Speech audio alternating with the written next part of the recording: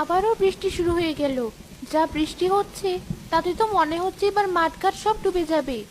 সে কি মা, সব যদি ডুবে যায় তাহলে আমরা থাকবো কোথায়? আমিও তো সেটাই ভাবছি মা।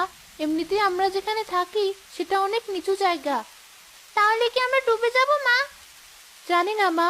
আর দেখ, তোর বাবা আজ এখনো বাড়ি ফিরলো না। যাই, আমি বরং রান্না বান্না সেরে নি। বাড়ি এসে তো আবার খাবার চাইবে। মালা রান্নাঘরে চলে গেল।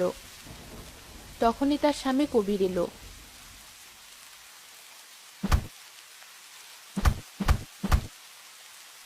কই, কোথায় গেলে? তুমি এসেছো? আমি তো ভাবলাম বাড়ির কথা ভুলেই গেছো। কি যে বলো না। মা ঋতু, গামছাটা আন দেখি, একদম ভিজে গেছি।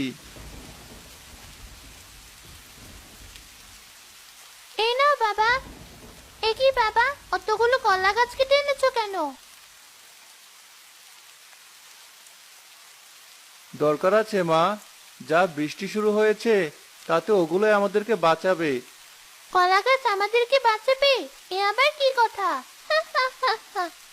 হাসিস না মা, কখন যে আমাদের কি কাজে লাগে আমরা আগে থেকে কেউই তাও বুঝতে পারি না। হয়েছে, তোমাকে আর জ্ঞানের কথা বলতে হবে না। এমনি ভিজে এসেছো। যাও একটু বিশ্রাম করো, আমি বাকি রান্নাটা সেরে আসি। মালা আবারও রান্নাঘরে চলে গেল। বিকেলে বৃষ্টি কমলো।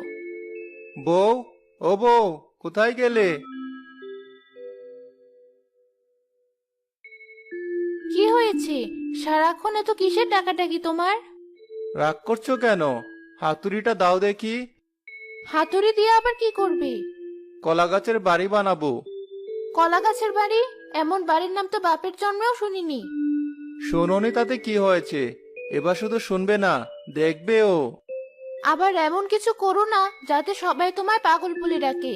এমনিতেই গ্রামে মুখ দেখানোর জো নেই, তারপর এমন এক একটা কাজ করো মানুষের হাসির পাত্র হতে হয়। মানুষের কথায় অত কান দিও না তো। ওরা এমনই, সব সময় এর ওর পিছনে লেগে থাকে। যাও, যা বললাম তাই নিয়ে আসো। তোমাকে নিয়ে আর পারি না। এই নাও হাতুড়ি, আর যা ইচ্ছে তাই করো। হাতুড়ি নিয়ে কবির উঠোনে বসে কলা গাছ কাটতে লাগলো। তখনই তাদের প্রতিবেশী মকবুল সেখানে এলো। কি কবির ভাই, এত মনোযোগ দিয়ে কি করছো? এই তো ভাই, ভবিষ্যতের জন্য কাজ করছি। ভবিষ্যতের জন্য কাজ? হ্যাঁ, ভবিষ্যতের